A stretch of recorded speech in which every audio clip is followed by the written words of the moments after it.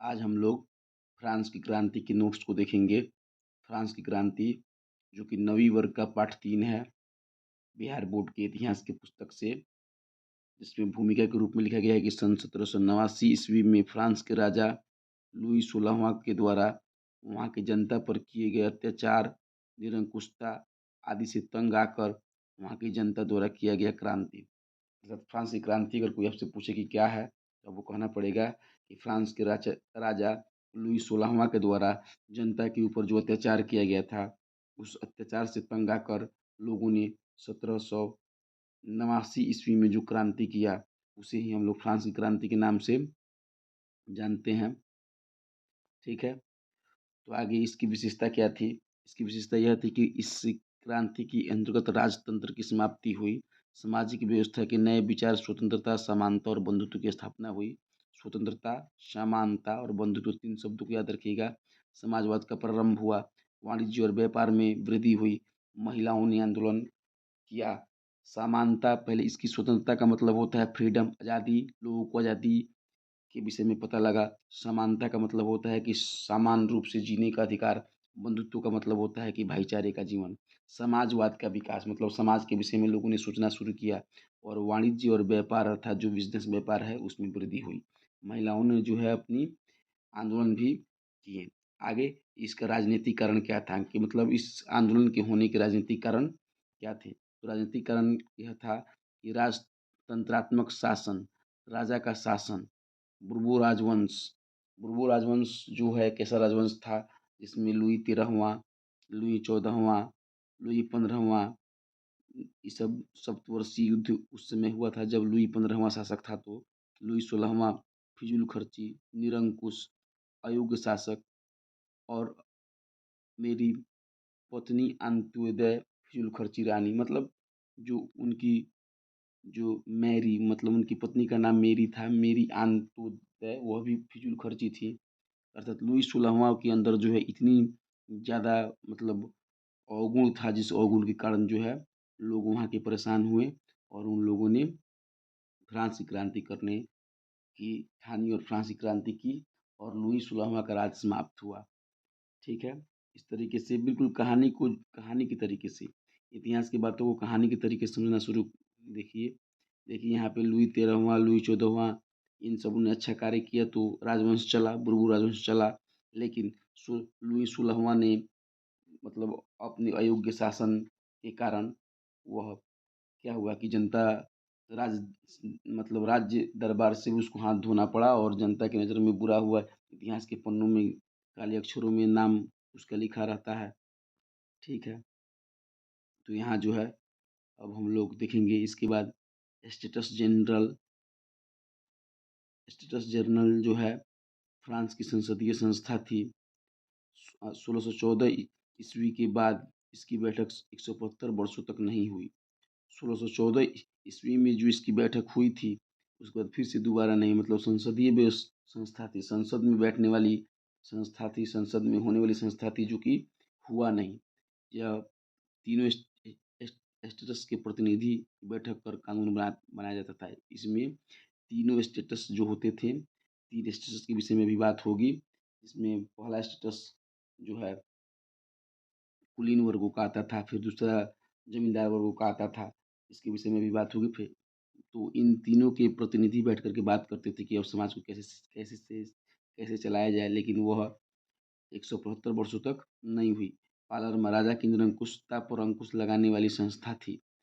इसकी कुल संख्या 17 थी। इसके न्यायाधीशों के पद कुलीन वर्ग के लिए सुरक्षित थे और ये पद वंशानुक्रमित थे। देखिए जब वंशानुक्रमित की बातें आ जाएंगी तो वहाँ पे मतलब समस्याएं हो सकती हैं। जैसे कि मान लीजिए अगर व्यक्ति अगर अच्छा है, सुयोग्य है, तो वह तो शासन चला सकता है। लेकिन अगर उसका पुत्र अगर सही नहीं हुआ, उत्तराधिकारी अगर उसका सही नहीं हुआ, तो फिर वह कैसे शासन चलाएगा? तो यहाँ समस्याएं आ सकती हैं। इसलिए किसी भी पद को वंशानुगत करना यह उचित नहीं है। सामाजिक कारण सामाजिक कारण इसका यह था कि 18वीं शताब्दी में फ्रांस का जो समाज था वो 3 वर्गों में विभाजित था। प्रथम स्टेटस, द्वितीय स्टेटस, तृतीय स्टेट। इसी स्टेट इसी स्टेट की जो है बात अभी ऊपर हुई है। तो इन तीनों स्टेट के जो मुख्य अधिकारी होते थे वह बैठ कर के संसद में बातें करते थे और समाज के विषय में सोचते थे, लेकिन ऐसा 175 वर्षों से नहीं हुआ, जो कि क्रांति का कारण बना। प्रथम स्टेट में पादरी वर्ग आते हैं। जनसंख्या का 1,30,000 लोग जो है पादरी वर्ग में आता था। कुलीन वर्ग जनसंख्या का 40 लाख लोग, और जो तृतीय स्टेट थे उसमें व्यापारी और शिक्षित वर्ग आते थे, जिसमें जनसंख्या के 2.5 करोड़ लोग शामिल थे। प्रथम एवं द्वितीय स्टेट के लोगों को किसी भी प्रकार का कर नहीं देना पड़ता था। देखिए, प्रथम और द्वितीय श्रेणी में जो लोग थे वो लोगों को कर नहीं देना पड़ता था, और तृतीय श्रेणी के लोगों को कर देना पड़ता था। जाहिर सी बात है कि जिसके ऊपर अत्याचार होगा, जिसको समस्याएं होंगी, वे लोग जो है क्रांति करेंगे। तृतीय स्टेट के लोगों को विभिन्न प्रकार के कर देने पड़ते थे। आर्थिक कारण, इसका आर्थिक कारण क्या था, इकोनॉमिकल स्थिति क्या थी, क्यों जो है क्रांति हुआ। तो आर्थिक कारण, अमेरिका के स्वतंत्रता सहयोग में खर्च अमेरिका के स्वतंत्रता सहयोग में खर्च मतलब हुआ। राजाओं तथा उनकी पत्नी द्वारा फिजूल खर्ची की गई। प्रथम और द्वितीय स्टेट के लोगों पर कभी भी किसी प्रकार का कर नहीं लगाया गया। वर्साय के राजमहल पर बेहिसाब खर्चा हुआ। सैनिक कारण, पदों पर नियुक्ति, असमानता, कम वेतन का निर्धारण, खराब भोजन की व्यवस्था। किसी भी किसी भी देश की जो क्या होती है, जड़ जो होती है वो सैनिक होते हैं। सैनिक अगर मजबूत हैं तो कोई अन्य देश जो है उसके ऊपर नज़र भी नहीं उठा सकता, लेकिन यहाँ सैनिक कारण ही बहुत स्थिति खराब है सैनिकों की। तो जाहिर सी बात है क्रांति होनी निश्चित है। व्यक्तिगत एवं धार्मिक कारण, व्यक्तिगत और धार्मिक कारण भी था। भाषण, लेखन, विचार पर पाबंदी थी। लोगों को अपने हिसाब से बोलना नहीं था, लोगों को अपने हिसाब से लिखना नहीं था। बताइए, गुलाम के जीवन की तरह ही है। बिना जुर्म के किसी व्यक्ति को गिरफ्तार कर लिया जाता था। धार्मिक स्वतंत्रता का अभाव था। लेटस डी कैचेट के नाम से जो है ये एक बात हुई थी, जिसमें राजा या राजा का आदमी जो क्या करता है कि बिना बिना किसी जुर्म के या बिना वारंट दिए ही लोगों को गिरफ्तार कर लिया था। जैसे भारत में रॉ एक्ट कानून आया हुआ था, उसी तरीके से। तो इस कारण जो है लोगों ने इस मतलब बुर्बो राजवंश को समाप्त करने की ठान ली। बौद्धिक कारण, फ्रांस के मांटिस्को, वाल्टियर, रूसो द्वारा बौद्धिक आंदोलन का सूत्रपात किया गया। फ्रांस के मास्टिव को वाल वाल वाल्फेयर एंड रूसो द्वारा, ये लोग दार्शनिक थे जिन्होंने बुद्धि मतलब बौद्धिक लोगों के विकास, लोगों को समाज में जीने के तौर तरीके को सिखाने के लिए आंदोलन किए, जिसके कारण लोगों में भी जागृति आई और लोगों ने भी अपने आप को इस गुलामी की दास्ता से अलग करने के लिए सोचा। मास्टिस्को और वाल्टियर के अनुसार देश में सुधार लाना, रूसो के अनुसार देश में पूर्ण परिवर्तन। मांटिगो और वाल्टियर के अनुसार देश में सुधार आया और रूसो के अनुसार देश में पूर्ण परिवर्तन आया। विदेशी घटनाओं का प्रभाव, विदेशी घटनाओं का क्या प्रभाव पड़ा, तो विदेशी घटनाओं का भी बेहतरीन मतलब प्रभाव पड़ा। इंग्लैंड में गौरवपूर्ण क्रांति हुई। अमेरिका में स्वतंत्रता संग्राम हुआ।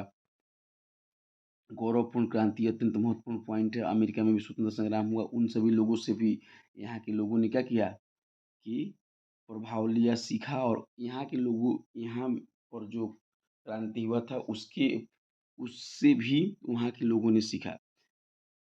क्रांति का घटनाक्रम, 1789 ईस्वी के में बैठक में राजा द्वारा तृतीय स्टेट के लोगों की मांग को अस्वीकार कर दिया गया। तृतीय स्टेट के लोग टेनिस कोर्ट में एकत्रित होकर अपनी सभा को नेशनल असेंबली का नाम दिए। नेशनल असेंबली में राजा की शक्ति को कम करने का वचन लिया गया। राजा द्वारा तृतीय स्टेट के लोगों को पकड़कर वेलिस्ट जेल में डलवा दिया गया। बताइए, अपने अपने बात को बोलने के लिए भी जेल में डाल दिया जा रहा है, तो फिर कैसे वो राजा रह सकता है। 14 जुलाई 1789 ईस्वी में क्रांतिकारी वेस्टिल के फाटक को तोड़कर बंदियों को मुक्त कराने में सफल हुए। क्रांति की लहर दौड़ गई। 14 जुलाई 1789 ईस्वी के बाद लुई 16वां नाम मात्र का राजा बना रहा और नेशनल असेंबली देश के लिए नियम बनाने लगी। नेशनल असेंबली, कर का भार सभी वर्गों के लोगों पर लागू किया गया। संवैधानिक राजतंत्र की स्थापना की गई।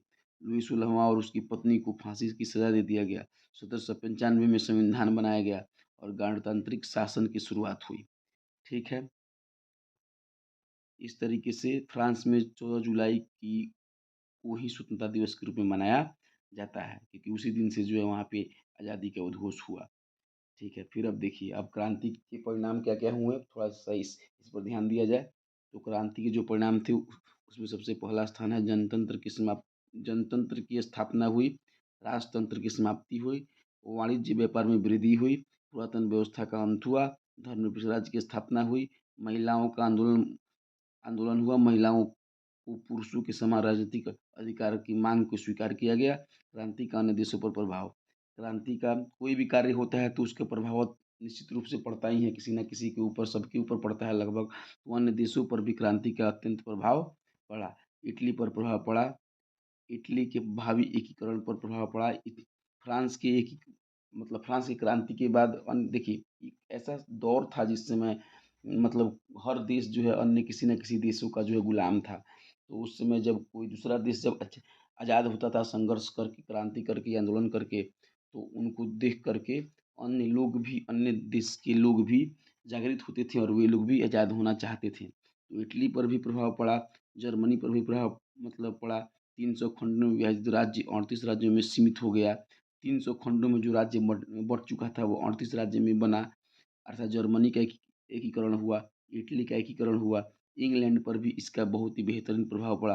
1832 ईस्वी में इंग्लैंड में संसदीय सुधार अधिनियम भी पारित हुआ। ठीक है?